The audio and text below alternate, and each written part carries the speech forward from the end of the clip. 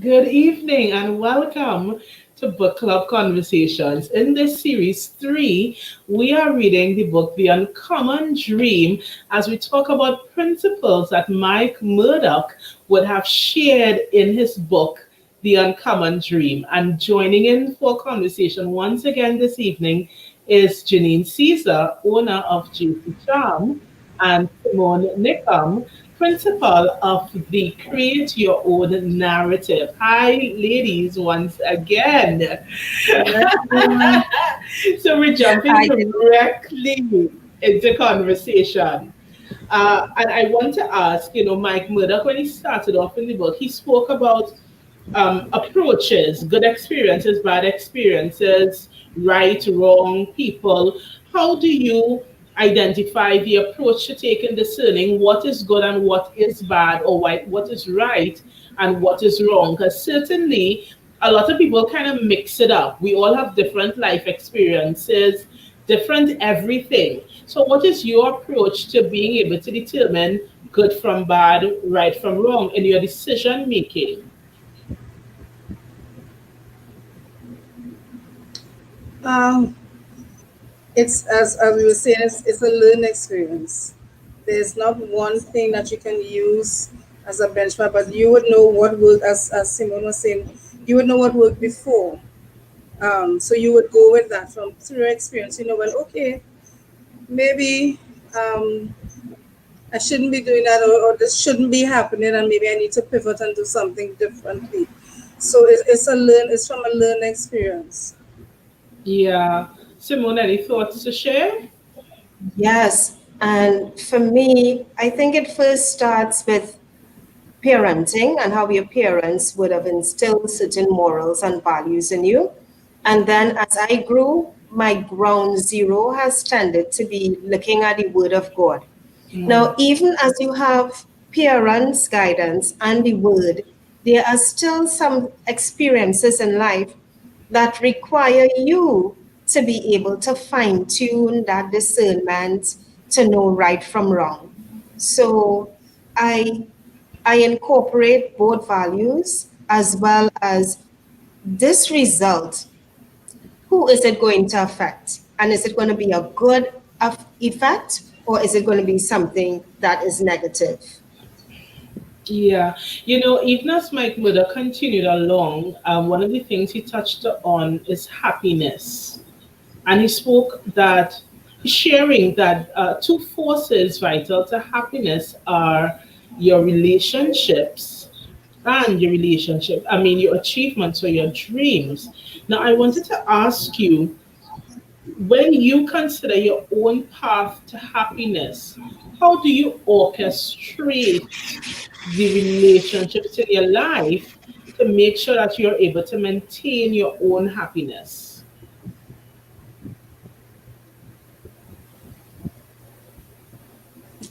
Repeat that question one more time. I was now going to say that. So, Mike Murdoch spoke about happiness, and Yes. he was saying relationships are essential to Mhm. happiness. So, I'm asking, how do Yeah. you orchestrate relationships in your life to make sure you stay on a path of happiness? Well, I simply just don't be around anything that brings negativity. Um, Even if it's something that I need to work with, I try my best. If something is bringing that negativity, again, I pull to my corner and I've always said, counting in your mind. Counting helps. You know, you when something upsets you, you just pull to the corner, pull to the side. One, two, three. That helps. And by that time, you calm down and you can literally focus on what it is you need to do to turn that situation around. That's the way it works for me. I need a little time just to pull back and just calm and figure out a way to turn, as they say, turn the frown upside down. That's how I work with it. Yeah. Simone, what about you? So for me, there's happiness, but I extend it to saying joy, right? Because happiness can be conditional. I thrive in joy, and I don't want anybody or anything to steal my joy. So if I'm in a situation where my joy seems to not be joyful, to me, it's a red flag. So I know that I need to recalibrate. Now, not every time you can withdraw from a certain situation. When I can't withdraw from it, then I recalibrate within myself. Just like Janine says, I may not count, but I will draw on the enemy and always be gracious, because I'm not going to let anything push my buttons. And I've determined that if I'm in a relationship, whether it's with my children, whether it's work or anything, I am in it for something. Even if I am the one who have to give 90, I must feel like the 90 is appreciated. So if I don't get that feeling of joy, I just recalibrate and adjust. Yeah, even as I'm reflecting on what both of you say, but starting off with Janine, my mind went back to even something I became intentional about this year, which I I would withdraw. I remove myself, which is nice. But one of the things I noticed is that when I withdraw, I really withdraw. And I go Mhm. across into my corner, which is not a bad thing. But I was just coming into this place where I realized that sometimes in the process of withdrawing, I wasn't able to be my authentic self because I'm busy having to withdraw. And so, it's interesting for me. It made me remember that moment when I made the decision that I said, here's what, I'm not going to withdraw. I'm not going to engage, but I'm not going to withdraw. What I'm going to be is be me. And you get to experience me whether you like it or not. Because I'm not going to adjust me to suit your funky mood. I'm not going to do it. Because that Yeah. maybe wasn't your experience, Janine, but it definitely was mine. I'm like, I am having to adjust myself and not be my authentic self in this particular circle or circumstance. And I said, you know what? No. Mhm. So my question to you, even as I reflect on that, how do you avoid falling into the trap of not being able to express your authentic self in relationships? Hmm. I think that would be that would be difficult for everyone. Knowing how much of yourself to give and how much of yourself to keep to yourself, because uh, I know when I do get upset, because all of us, we all get upset at times. But when I do get upset,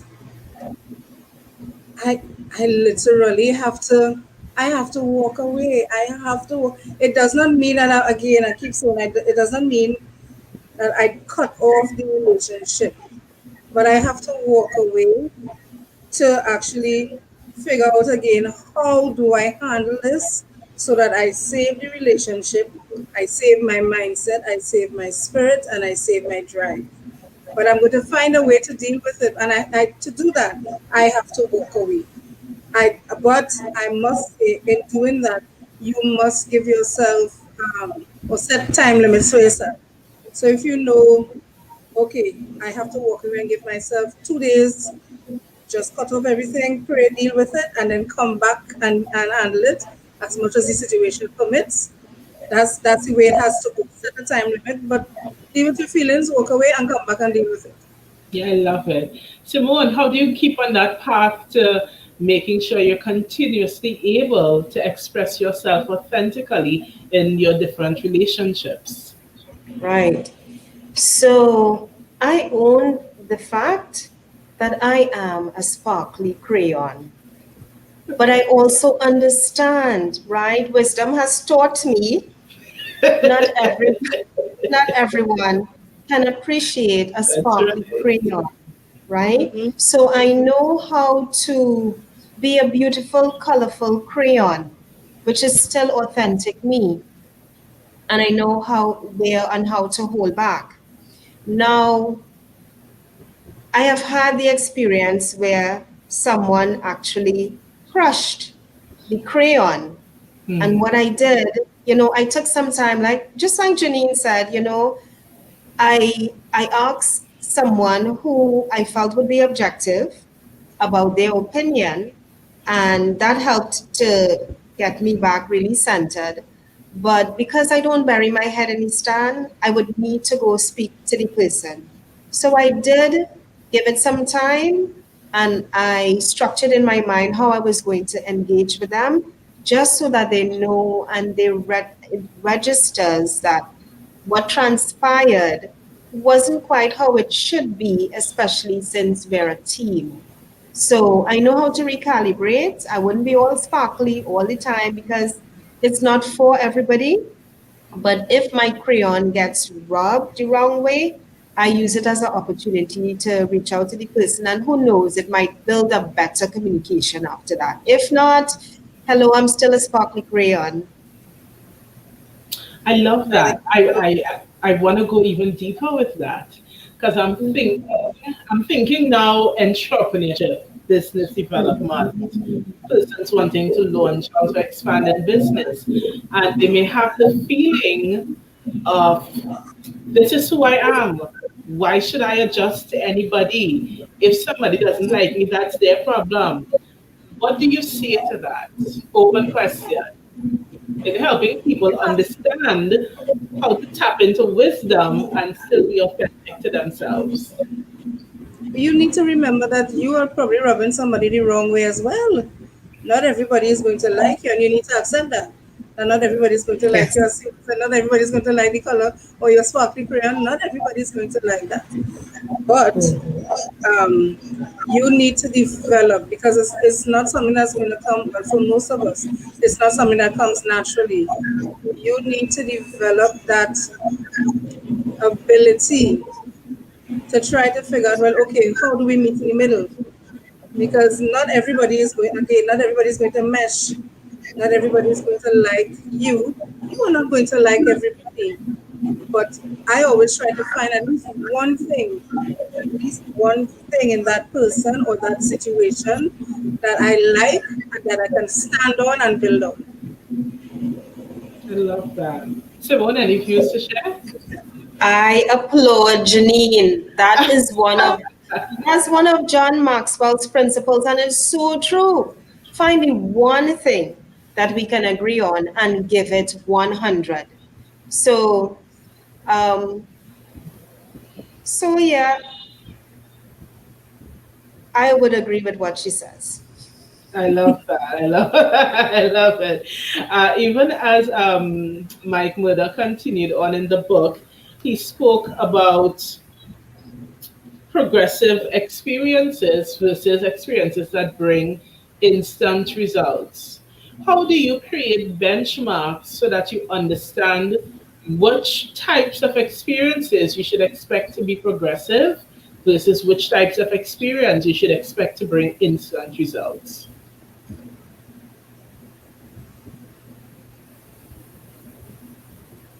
I'm probably looking at this from a different perspective. As Simone said, I am thinking of joy. So, and going with conflict resolution, um, you know that something is bringing you down. I have to have those people and those things around me that I can just tap into immediately. And how does this bring me joy immediately so that I can deal with that situation? So I must have those things around me. They may not be around me all the time, but as long as I can get to them to have that instantaneous lifting of the spirit, I try to keep those things around me, those things in my home, even those things in my car. Music is so powerful. It is so powerful. Sometimes I've had the experience when something was bringing me down, and I'm driving home, and this song comes on, and I had to stop the car. I literally had to pull on the side because there was such a buildup of emotion, because it wasn't like a sad kind of emotion. It was like I'm here and I'm dealing with it. This is what happened, and I'm just releasing. Music is that kind of powerful. So I try to keep that around me those kind of things around me for instantaneous to deal with the progressive, because the progressive can really weigh on your nerves. So I try to keep those other things around me to try to balance out each other. Mm.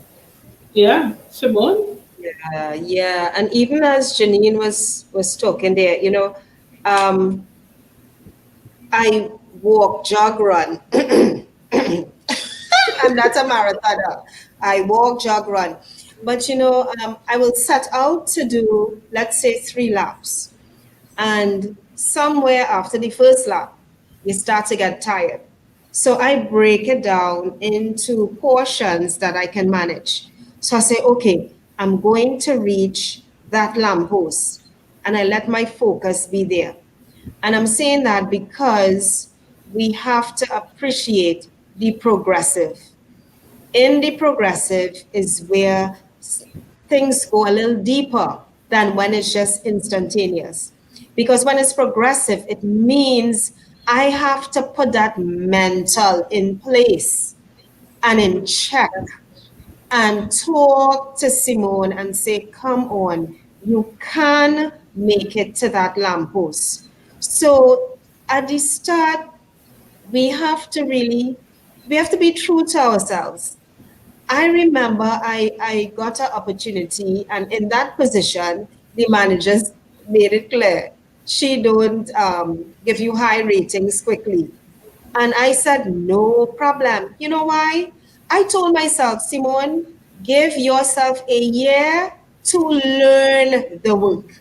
So I'm not going there for a quick fix. I like to be in the trenches to get the understanding, because I know that when I get there, the sky is the limit. So we need to make sure in our minds there's nothing wrong with the long one, but of course the instantaneous helps you to make it to the next step in it. And like Janine, I'm a music girl too. So sometimes I will put on some gospel, if it's playing in the background or if I'm dancing it. You have to find what adds to your spark, right? Sometimes you have to create it if the progress is taking a while. Sometimes you have to have maybe like what they call a cheat day, go get some ice cream or watch a movie. Yeah, you have to bring it into balance realistically. Yeah, and I think research too has a huge part to play in building up of expectations because, for instance, let's say you're stepping out with your business or you're expanding how you get things done. If it is you want to get your social media account set up, you can you can expect that to be instant. You click, you type, it's done. Right. The account is created. But then when you reach to the part where you want to open a new bank account, you can expect Oh, wow. instant. Oh, You yeah, can't, yeah. it doesn't work that way. You have to call, you have to make an appointment, you have to work with whatever appointment they give you, start collecting your documents. There's a process to it. And so we don't want to be having unrealistic expectations, desiring instant results from an experience that in and of itself is a process.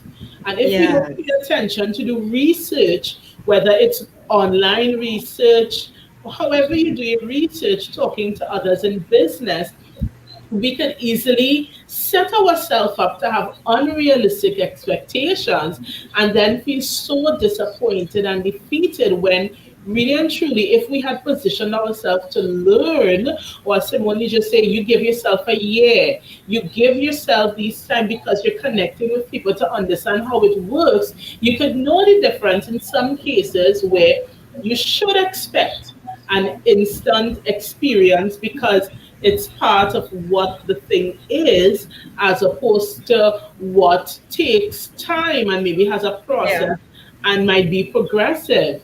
But even as we think of that, like the research, I want to ask about something else that Mike Murdoch spoke about, which has to do with sources of knowledge. Can I Uh, say something before you move on to that? yes, of course, of course. There, there's also a certain feeling of a sweet feeling at the end of that progress. It's that satisfaction that comes, it to me is so much better than the instantaneous. It's like a Yes. building, it's a building of that joy. There's nothing like it. There's Yes, nothing like it. yes. Just Janine, that's me after the 3 laps, girl.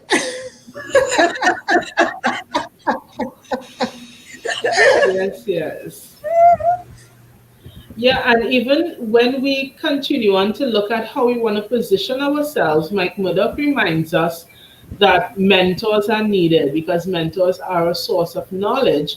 Because when you have a mentor, it gives you the opportunity to learn from the mistakes of others. So I'm curious, have you ladies ever positioned yourself to have a mentor, and what was that experience like for you? If yes. It's it's like he also said a couple chapters back, mentors see what you do not see and they know what you do not know. So they can help you to avoid all of that. So that you have to be so careful in choosing a mentor. You can't say, well, all right, I like what you're doing, you will be my mentor. And the both of you are learning, which it is possible, but the both of you are learning at the same time, um, making the same mistakes, then you don't have a mentor, you just have a partner. So you need to be very, very careful in choosing your mentors, choosing who you look up to, choosing who you look to for guidance. You need to be so very careful for it, careful about it. But the the end result, the way that they can take you from, you can be starting at A, and when you get that mentor, you can take it to T in that instant because they are seeing what it is you need to do and could guide you to that instead of you trying to climb over B, C, D and falling on G and you can't get to F. They can take you all the way up. Yeah. I think in our society, we have not fully realized the worth of a mentor. So that mentors have not been recognized in a lot of different areas and places. Yeah. So for me, in the workplace, when I look at the workplace and when I look back at my experience, I was making plenty mistakes. So a lot of times mistakes were my mentor Mm-hmm. because after I made the mistake, I would get the comment that let me know, okay, something wasn't right in the way this was delivered or said or the approach. So that now I find I myself, I'm so very conscious of trying to mentor young women who I would interact with at church. I would just reach out to them to assist.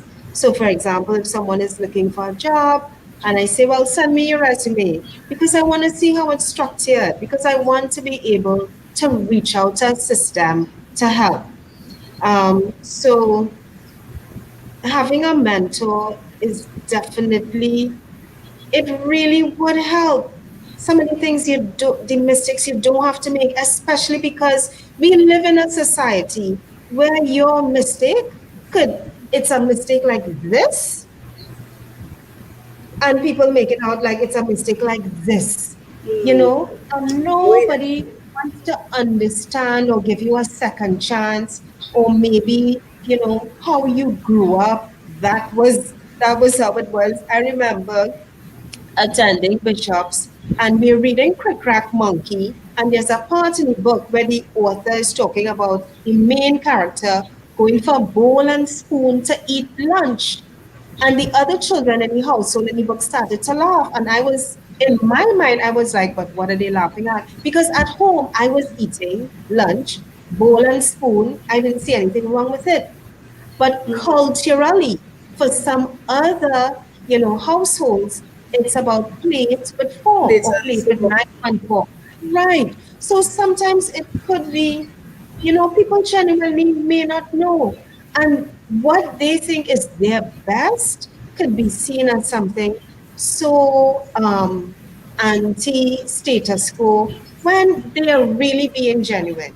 So I'm an advocate for having a mentor, and I actually now where I am, I actually look at individuals who I would model certain things from, and I've even made a step to tell one person, I'd like you to be my mentor, please.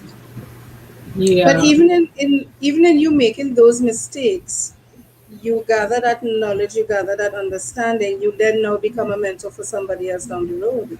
So even that, it cannot be counted as failures. Those things are Correct. to build you so that you can build others. Correct. Yeah. So, ladies, what do you think are the action points as we look at that wisdom for transformation? What do you think are the action points that person should take away from this chapter?